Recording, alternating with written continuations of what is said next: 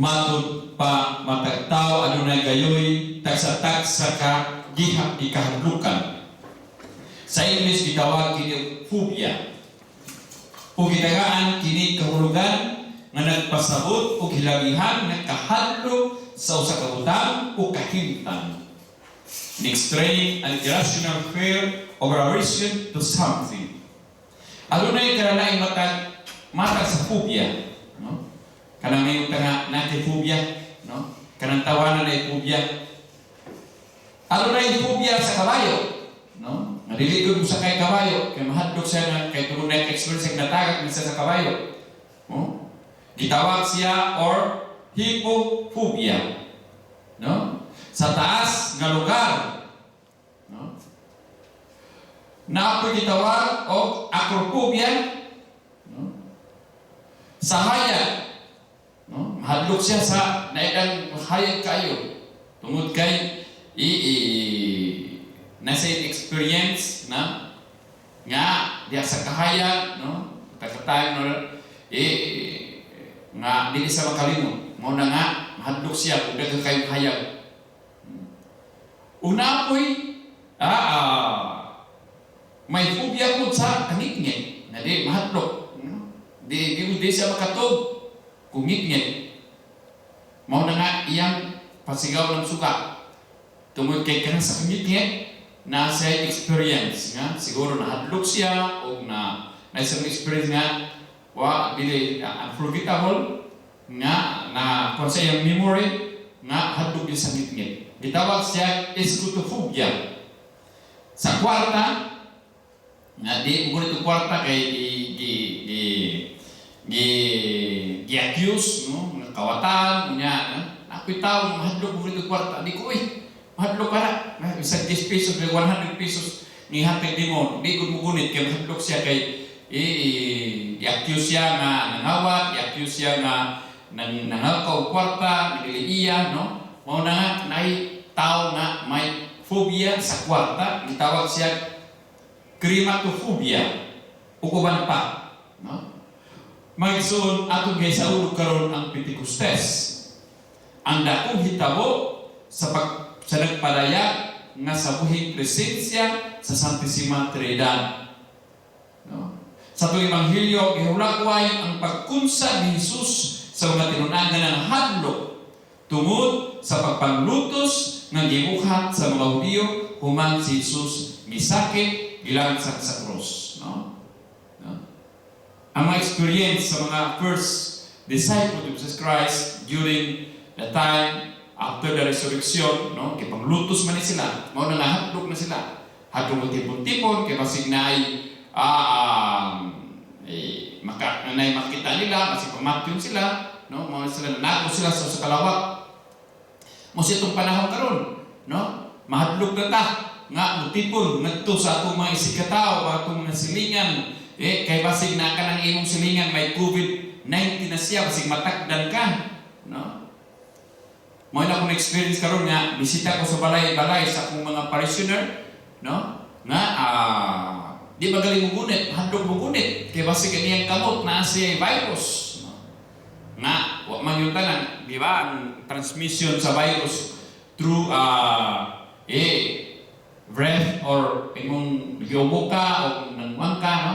O na hadlok mo na nga magsinikuhay mo na dire ano no sa Pilipinas mag-greet dire dili ang kamot kundi siko pursiko mao ni gi-promote sa gobyerno dire no nga mo wang ka magsinikuhay na lang ta mao ni greetings dire sa mua no kaya sabot ang COVID-19 nga pandemya walay gipili lukop kini sa kalibutan hamtong man o bata adunahan man o kabos posibleng iyang mabiktima.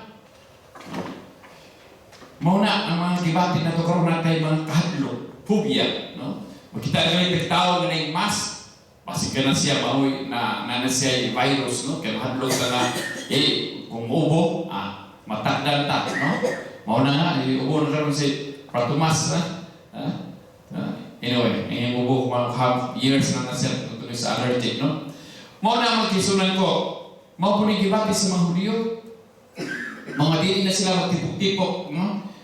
Nananago na sila sa kalawak, ug sa kalit lamang matud sa unang pagbasa, no? Ang Ginoo samtang sila nagtago sa usa ka lawa, sa usa ka room, uban ang tumalabiriman ay ampo sila tungod kay ang Ginoo sa usa pa siya sa kasalangit, nag-promise man siya nga mukunsad ang Malang Espiritu, ang Paraklito, ang mananampag, nga mutambag nila o sila magkabaton og kusog, no? Sa ilang pagtuo o magpadayon diya sa pagserbisyo matud sa Ginoo. Mao na nga ang Ginoo ni kunsad kanila aron pagpadayan sa kalinaw o paghatag sa Espiritu Santo, paghatag kanila kasiguruhan nga siya sa kanunay magauban, no? Nasayon ka ang pagabanhaw ni Kristo walay puy gipili. Makaroon ka man o dautan, puti ka man o itong, edukado ka man o dili ikaw iyang gipakamatyan, ang iyang mga bunga sa pagluwas padayon nga walay gipili hangtod karon. Sa dagway sa Espiritu Santo, ang Ginoo nagpaila sa tanan bisag taga-asa kita.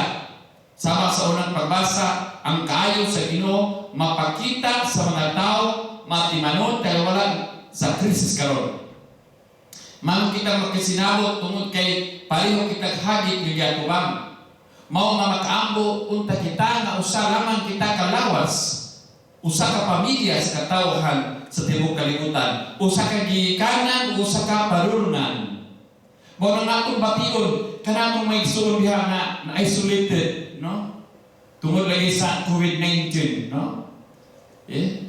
Kay siguro positive na siya. Mao na nga mahadlok na muro sa iyang balay, no? Diri sa mo kay daghan diri sa La Plata apoy mga na positive, no? Luoy po, no? Mao na ang meetingan sa with the mayors, no? As a member of the committee, nga you have to isolate that person, no? Na hadlok kang gunit, di na dito. Bisa ko ilawit ang iyang ginikanan, iyang mga anak, no? May kahadlok, no? Mao na kung isa iyang bation na siya gilikayan, kung sa iyang bation nga dili na siya makagunit, dili sa kita siyang parents o sa iyang mga paryente, bation po na ito na kay usa mata ka pamilya isip mga binunyagan ni Kristo. Mao ni tungod sa Balag Espiritu nga nadawat diha sa dunya, kita nahimo miyembro sa simbahan o si Kristo ang pangulo sa simbahan o kita ang mga miyembro sa simbahan. Mao na matag-usa kana, matag-usa konektado sa usa ka bus, ang atong manantaw nga bisan kita nanginahanglan kung mapiktuhan sa matag-usa, kini ang nasinati nato panahon ning krisis sa COVID-19. Wala isa ka nato nga naginusara. Tinunta na kay social distancing. Pero we have always communication through WhatsApp and Spitugal. No, nahitabo ni karong siglo, no? Kay advance ang technology, pwede ta mag-WhatsApp, pwede ta mag-chat, pwede ta mag-Instagram o Facebook, whatever, no? Kaniadto katong panahon sa piste sa Espanyol, watoy internet, watoy computer, wala to'y celular, no? Mao na nga, how many priors dahil nang nangamatay, na? Tungod sa piste, no? Almost siguro mga 20 million ang nangamatay, no? During the kitawag og sakit nga nangamatay tungod sa pandemya, no? Mao na nga, karon, na may mga exaggerated ang mga report, no? Mao na nga ilang ang pagkahadlok, no? Labi na yun sa mass media komunikasyon, no? Uban hinutang ang communication sa mass media okay ta kay na-inform ta, pero na koy uban nga exaggerated, no? Mao na nga na confused ta sa itong buhaton, no? Mao po rin hitabo sa mga apostoles, no? Pero ang Espiritu Santo mao'y makapahiusa ka ng tanan. Mao na nga diha sa kahadlok sa mga apostoles, mamahadlok na sila, magtipok-tipok, mao na nga nag-ampo sila sa usa ka lawak uban kay itong mga Birhen Maria nga Espiritu Santo mo'y nakapahiusa ka natong tanan nagtugod kini sa panaglaki ubudawat nga gamiton kini panaglaki aron makatabang unsa wala sa uban. Siya ang magdala kanatong kabag-uhan. No? Mao na nga diya sa Ebanghelyo atong makita, atong mabasa ng Ginoo nagingon ang kalinaw sa kanunay ana kaninyo. Ang kalinaw nga but ipasabot, no? Dili ni pasabili ni but ipasabot nga di na ta mag-away. Asawa pa na. Ha? Sige lang darling. Sige lang iyong darling. Oh, I love you. No? Bisa kung may problema, bisa na ang mga anak mga siyaw, bisa na mga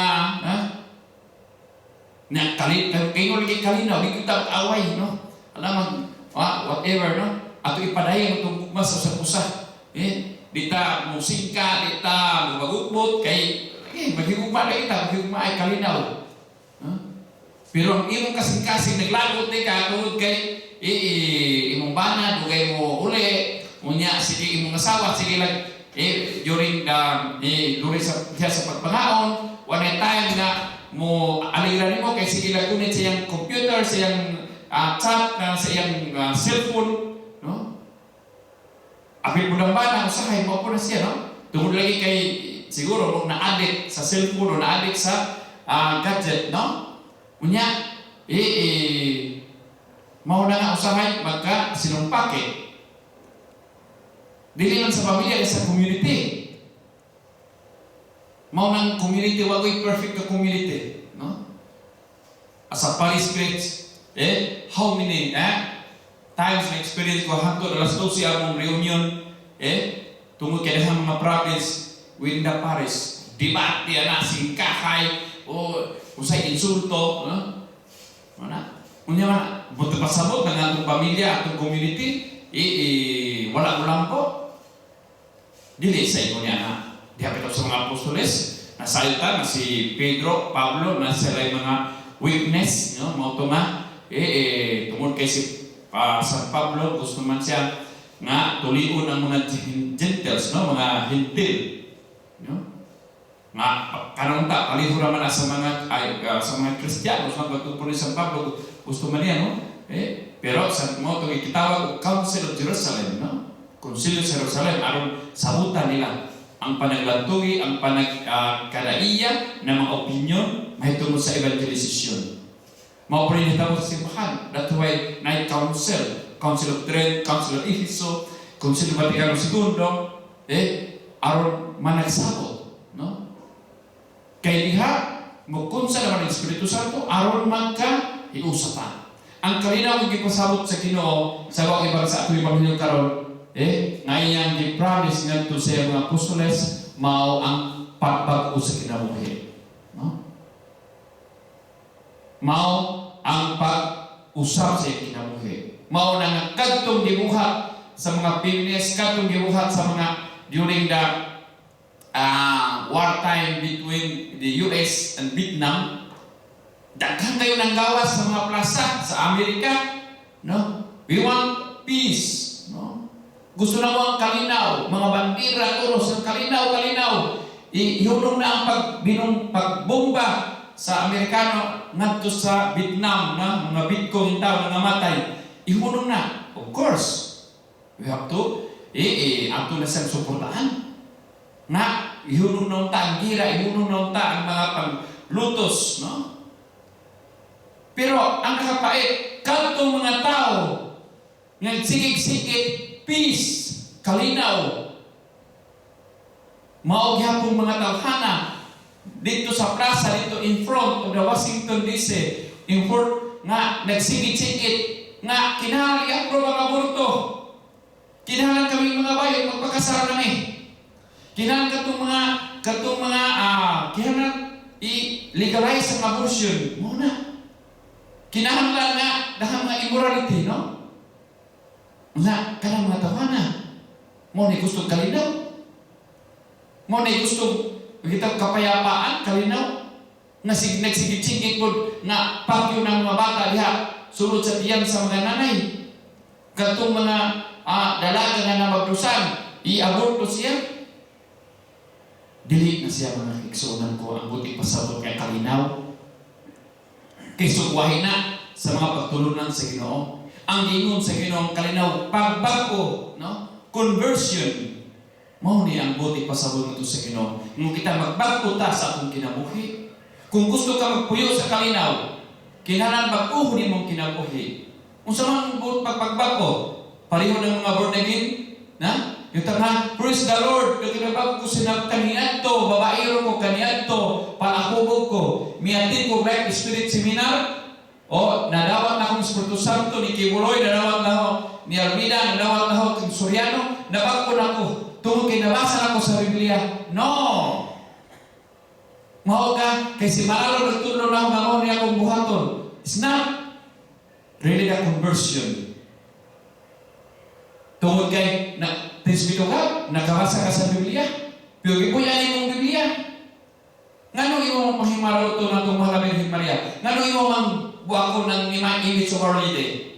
Nganong may mga accuse to us, Catholic, na kami mga nagsimba sa mga Diyos-Diyosan.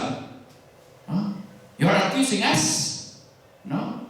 Nga kami nagsimba sa mga debulto? It's not true. Wala may magsimba. We have to only worship the only God. What we have to do as a Christians, we have to venerate Our Lady. Mamawala, ayaw tayo pag-accuse na mo na kami mga idolatry.